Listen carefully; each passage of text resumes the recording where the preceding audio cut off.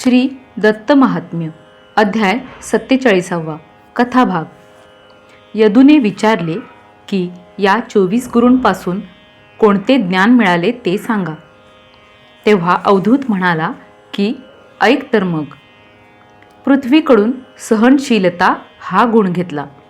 लोक सर्वत्र घाण करतात, पृथ्वीला खणून पिके घेतात, तिला पायांनी तुडवीत चालतात, पण ती असा विचार करते की ही सर्व ईश्वरी योजना आहे। मीच जर यांचा त्याग केला तर हे कुठे बरे जातील। तसाच मीही विचार करतो व प्रारब्ध ठेवील तसा राहतो। कुणी अपमान करतात, कुणी मारतात, कुणी थुंकतात, तर कुणी नमस्कार करतात, पण मी मात्र सर्व सहन करतो, दैवाचे खेळ पाहत राहतो। परोपकार कसा करावा हे वृक्षाकडून शिकलो। खरे तर वृक्ष हे तमोगुणी, पण आयुष्यभर परोपकार करतात। त्यांच्यावर पक्षी बसतात, प्राणी पाला खातात, कुणी साली मुळे फांद्या नेतात, लाकडे तोडून घरे बांधतात, स्वयंपाक करतात, पण वृक्ष मात्र सर्वांना फळे फुले आणि सावली देतात। तसेच आपणही असावे, वृक्षाप्रमाणे नम्र असावे। आणखी गुरु पर्वत होय, त्याच्यापासून मी शिकलो की आपण साठविलेली संपत्ती, संपादन केलेली विद्या ही लोकांसाठी आहे। पर्वताच्या गुहांमध्ये प्राणी व माणसे राहतात, पाण्याचे झरे असतात, त्यातून लोकांची तहान भागते। तसाच आपला आधार लोकांना वाटला पाहिजे। वायूपासून मी असा गुण घेतला की चिकित्सा न करता जे मिळेल ते गोड करून घ्यावे। आवड नावड नसावी, त्यामुळे रस हा विषय जिंकता येतो। विषय सोडावयाचे नाहीत, कारण जीवन चालले पाहिजे, परंतु विषयांचे सेवन निर्विकारपणे करायचे। जसा वायू सर्वत्र संचार करून सुद्धा निर्मळ असतो, तसे हा माझा दुसरा गुरु। आता तिसरा गुरु आकाश। आकाश जसे सर्वव्यापी आहे, तसाच आत्मा सर्व व्यापूनही पुन्हा अचल आहे। तो जरी वेगवेगळा भासला तरी तो तसा नसून एकच आहे, अगदी आकाशाप्रमाणे। हे विश्व नाहीसे झाले तरी आत्मा हा असणारच। आकाशाला जसे रंगरूप नसते तसेच आत्म्यालाही नाही। आकाशाला येणे जाणे, कमी जास्त होणे नाही, तसेच आत्म्यालाही नाही। घडा फुटला तरी आतले आकाश अबाधित असते, तसाच देह नष्ट झाला तरी आत्मा हा अभंगच असतो। अध्याय 47 श्री गुरु दत्तात्रेयाय नमः। हा ऋषी असे मानून यदू लीन होऊन म्हणे 24 गुरूंपासून मिळाले ते ज्ञान मला सांगा। असे परिसोनी त्याचे वचन अवधूत हर्षून सांगतसे ज्ञान, म्हणे चित्त देऊनी ऐक शिष्या। उपरी जावया शिडी जशी, सहनशीलता तशी, पाहिजे मुमुक्षुसी, हे भूमीपाशी शिकलो मी। जेवी भूमीवरी नर, टाकीती मळमूत्र, थुंकिती तरी त्यावर न होता क्रूर क्षमा करी, म्हणे स्वदैवानुसार घडे सर्व संस्कार। हा बोल कोणावर कवणेपरी कसा ठेवावा। जो स्वयंभू ईश्वर, त्याने हे दैवानुसार प्राणी ठेविले मजवर, तया आधार दुसरा नसे। सर्व भूतांचे जीवन योजिले मजपासून, म्हणून मला खोदून फाळून जाळून पीक घेती। स्वकार्याकरिता चालता जीव मजवरी देती लाता, म्हणो तरी त्यांनी जाता पाय कोठे ठेवावा। सर्वथा मी मातेपरी, हे जीव पोरांपरी, याही काही केले तरी म्या अंतरिते न धरावे। पोरा तनुवरी धरुनी, दूध पाजिता लातांनी मारिता तया जननी न हानी सर्वथा। जरी थान देता बाळ, अंगावरी मळमूत्र टाकी तरी माता तत्काळ, तया न दे गाळ न मारी, मीही तो भाव धरी, असे पृथ्वी मानी बरी, मीही तसी क्षमा धरी, सहन करी सर्वथा. मोक्षार्थाकडे दृष्टी देऊन करावे सर्व सहन, जरी पीडिती जन त्यावरी कोप न करावा. महान व्यवसाय हाची, धैर्य धरुणी साची, पदवी न सोडावी धर्माची, हाची उपदेश धर्माचा. नेत्रे दटावती कोणी, अपमान करीती कोणी, अपशब्द बोलती कोणी, हाणिती कोणी जरी तरी, कोणी धाड घालिती, कोणी अपहार करीती, कोणी बडीमार देती, कोणी थुंकिती अंगावरी. परेच्छा प्रारब्ध एक, दुजे स्वेच्छापूर्वक, अनिच्छा प्रारब्ध देख, तीन प्रकारचे प्रारब्ध. हा नश्वर देह जाणून त्याला प्रारब्धाधीन करून साक्षीभूत होऊन राहता आपण दुःख कोणा. टोचिती जरी काट्याने त्यावरी कोप न करणे, जरी लिंपती चंदने न करणे हर्ष त्यावरी. असभ्य कोणी म्हणो, कोणी सभ्य म्हणो, कोणी मूर्ख म्हणो, आपण क्षमा धरावी. जे दुस्सह मानवासी ते क्षमा धरी तयासी, सुसह होई तत्क्षणेसी निश्चयेसी जाण. ही क्षमा ज्याचे पदरी त्याला ब्रह्मांडोदरी, कोणी न दिसती वैरी. दैवावरी दृष्टी ज्याची, असभ्य सभ्यतां याती, क्षमा यस्य वशे स्थिता. सभ्योप्य सभ्यतां याती, क्रोधनो यः क्षमोजितः. क्रोध अंधकार घोर, क्षमा ही देवलोक थोर. असा जाणे जो नर, तोची पार जाईल, की जे धंदा परोपकारार्थ. हे जन्म ही तदर्थ, हाची आपुला स्वार्थ. कृतार्थ हो जेणे नर, केला तरु गुरु त्यासाठी. तरु पृथ्वीचे पोटी, भेद केला ज्ञानासाठी. उत्तम गुण घ्यावया, जे तम प्रभव असून ते वृक्ष नित्य उभे राहून परोपकार करून सर्व जन्म घालविती. नित्य प्रसन्न असती, जरी पराधीन असती, तरी परोपकार करीती वृक्ष जाती आमरणांत. पक्षी विविध येऊन वरी राहती बसून, कित्येक घरे करून राहती तया न निवारती. भय शंका न धरिती, शीत उष्ण शोषिती. जरी पशु पाला खाती, तरी न होती वृक्ष दुःखी. तोडिती कोणी कोणी उपटती, कोणी मुळ्या काढिती, कोणी साल काढिती, कोणी तोडिती फुले. किती एक पाला नेती, कित्येक फळे तोडिती, कित्येक चीक नेती, ढाळ्या तोडिती किती एक. असे विविध दुःख होता, ते मनी न आणता परोपकार करिता सर्व जीविता घालविती. सुख द्यावे परासी, हे जितेपणी त्यासी. घडे तसे मेली यासी, देती लोकांसी वृक्ष सुख. वृक्ष मुळासह तोडिती, त्याची काष्ठे काढती. घरे दारे बांधिती, काष्ठे जाळीती यथेच्छ. स्वयंपाक करणे तरी काष्ठाविना न होणे. राख झाली तरी तिने पिके उत्तम संपादिती. जसा सर्व प्रकारे वृक्षांचा उपयोग होतो साचा, तसा मनुष्याने देहाचा उपयोग करावा. जसे ते श्रमलियासी विसावा देती पांथासी, तसा गृहस्थे पांथांसी विसावा द्यावा. ते शीत उष्ण साहून मार्गी उभे राहून आल्या देती आश्वासन, वाकडी मान न करीती. नरे तोची उपदेश घेऊन सुख दुःख साहून घरी आल्याचे आश्वासन करावे खिन्न न होता.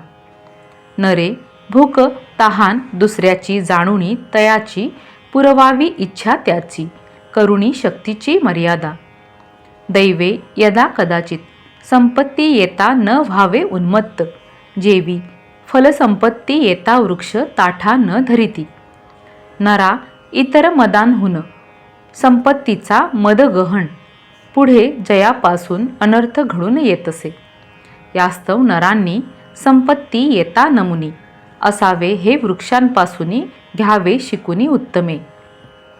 वृक्षाते फलसंपत्ती येता खाली करीती माथा कोणी फळे तोडिता चित्ती खिन्नता न करीती. पर्वत पृथ्वीपासून घेतले मी शिक्षण पोटी सर्व संग्रह करून परोपकारार्थ ठेवावा. मोठ्या मोठ्या खाणी रत्नांच्या पोटी असती पर्वताच्या त्यापासून लोकांचा उपयोग बरा होत असे. नरे यत्ने करून उत्तम विद्या साठवून द्यावी लोका लागून तरीच भूषण तयाचे होय. जसे उदकाचे झरे पर्वत सोडितसे तसे नरे थंड गोड शब्द बरे सोडावे खरे शांतिकार. जेवी विविध गुहा राखून पर्वत राही म्हणून संत सज्जन येऊन आश्रम करून राहती तसा द्यावा नरा आश्रय. सत्संगती होता श्रेय होईल हा निश्चय पर्वतांपासून हे शिकलो. हा वायाचा संसार ह्यामध्ये हेची सार सत्संगतीच घडे तर चुकेल येरझार आपुली. चतुरपणे असाम्या पृथ्वी गुरु करुणिया असा उपदेश घेऊनिया शांत होऊनिया राहिलो. वीरतः परिमुच्यन्ते असी असती मते जरी क्षमा अंगी ठरे ते विरक्तते वाचुनी व्यर्थ. क्षमा असोनी अंगी बहिर्मुख विषय भोगी न होय तो विरागी मग योगी कसा होईल. जो अन्य गोडी न पाहता आहार मात्रे घे तृप्तता त्याला ये योग्यता. वायू गुरु करिता हे कळे प्राण देहस्थ वायू जाण त्यापासून जे शिक्षण घेतले ते सांगेन. चित्त देऊन ऐकराया प्राण वायू अन्न न मिळता शिथिल होय तत्वता. आहार मात्र मिळता रसाची अपेक्षा न ठेवी. हे बहु मिष्ट असे हे अन्न गोड नसे हे अन्न विरस असे कदापि प्राण असे न विचारी. जे चरवित अन्न मिळे ते सेवून आपुला व्यापार चालवून राहे प्रसन्न प्राणवायू. जे खाद्य असे आपुले दैवयोगे मिळाले म्हणजे मन आपुले समाधान केले पाहिजे. या भयाने जरी नर सोडीन म्हणेल आहार तरी मनाला ग्लानी थोर येईल विकार वाचेला. ही शून्य होता दोन्ही ज्ञान जाईल नासुनी मग मुक्ती तरी कोठुनी येईल शयनी लोळता. आनंदाचाही मग सर्वथा होईल भंग मिताहार नसता योग सर्वथा व्यंग होईल. जो बहु स्वादिष्ट अन्न खाई पोट भरून त्याचेही चित्त विक्षेपून न होय ध्यान सर्वथा. सर्व रस रसना जाणे तिच्या नादा लागता क्षणे परमार्थापासून मुकणे जन्म घेणे घडे पुन्हा. जो हे विरस हे सरस असे पारखी अन्नास थोडे मीठ पडता त्यास एकही ग्रास न गिळवे. सुविद्य अथवा अविद्य नर सर्व रस जिंकी तर तोची जाणावा ईश्वर हो का नर देहाने. विषया सर्वथैव टाकावे असेही स्वये न करावे आपोआप ते सुटावे तरीच बरवे वैराग्य. नरे इच्छा असता किंवा नसता दैवे विषय भोग मिळता न ठेवावी आसक्तता वायू गुरु करिता कळेहे. जो गती करिता वात शीत उष्ण मार्गात भेटता न हो आसक्त न शिवे तो गुणदोषा. नरे शुद्ध स्वभावे राहावे गुणदोषादी न मानावे शीतोष्णात फिरावे न रमावे कोठेही. नित्य श्रुती मार्ग लंघून यथेच्छ करावे गमन विटाळ न घ्यावा लावून जसा पवन निर्दोष. देहामध्येही राहून अहमपणा द्यावा सोडून जसा गंधाश्रय होऊन जसा पवन वेगळा. जो सुधी देहधारी दैवे विषय घे जरी आपणा वेगळा पाहे तरी न धरी विषया संबंधासी. त्या नरासी विषय घेता कशी येईल अलिप्तता. तरी सांगतो आता ययाती सुता ऐक तू. कारणा वाचून कार्य न घडे म्हणून विकल्पासी कारण प्रमाद जाण सर्वथा.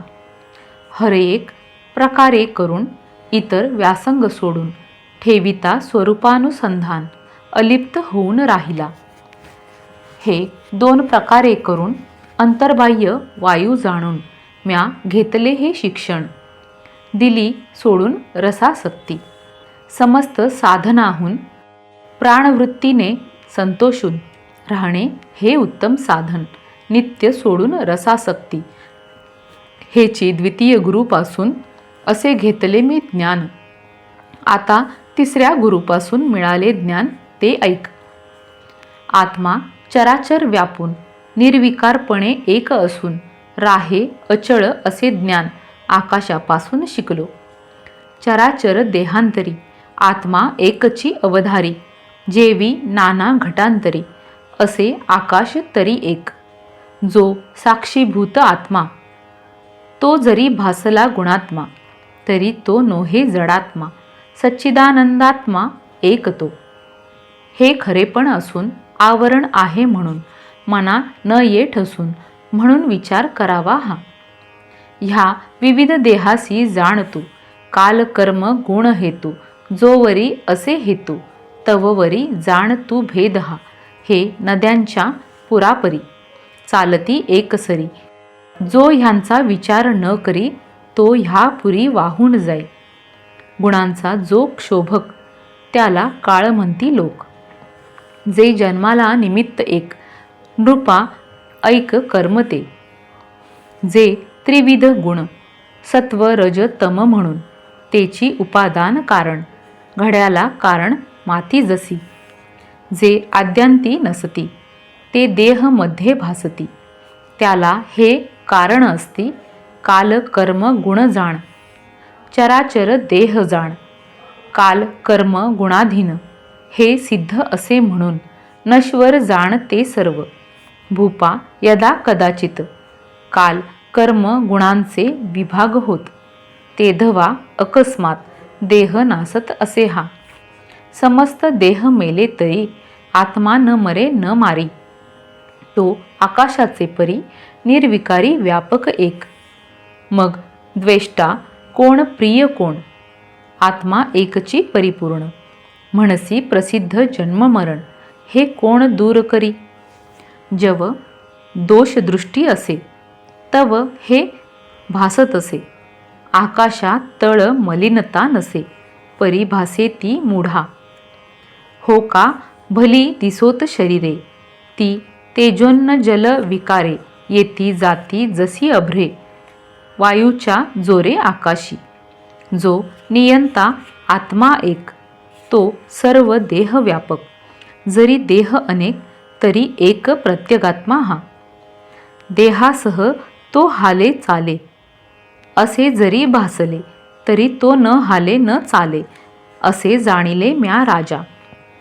जो देहयोगे आत्म्यास दिसे आकाराचा भास तो जेवी आकाशास घड्याने आकाराभास दिसे तसा. जरी अचळ आकाश असे तरी घड्याबरोबर जसे चालतसे असे भासे परी नसे तसे ते. तो जेवी अचळ आत्मा तसा निश्चळ देह चालेल तरी अढळ. जो केवळ अकंप महद्यशा म्हणून वेद बोले ज्या लागून तो अप्रतिम जाण. तया कोण हालविल आत्मा यापरी निराभास त्याचा कोण करील नाश. जसा घडा फुटता आकाश अविनाश न फुटे. फुटे मृत्तिकेचा पिंड तेवी मरता देहपिंड. आत्मा न मरे जो सुदृढ तो अखंड अज सदैव. हो मृत्युंजय तच्चिंतक त्यापुढे बापुडा अंतक. जो प्रत्यगात्मा तेच एक ब्रह्मविवेक असा केला.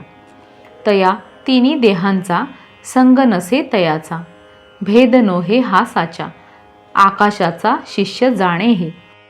ये तीर्त्वा पारमज्ञानसागरम ज्ञाननौकया आकाशकल्प मात्मानं प्रत्यंचं यान्त्यभेदतः असे विज्ञान म्या राया आकाश गुरु करुणिया मिळविले म्हणूनिया सोडिले भया एकत्वे इति श्रीमद परमहंस वासुदेवानंद सरस्वती विरचिते श्री दत्तमहात्म्ये सप्तचत्वारिंशोऽध्यायः श्री गुरुदत्तात्रेयार्पणमस्तु।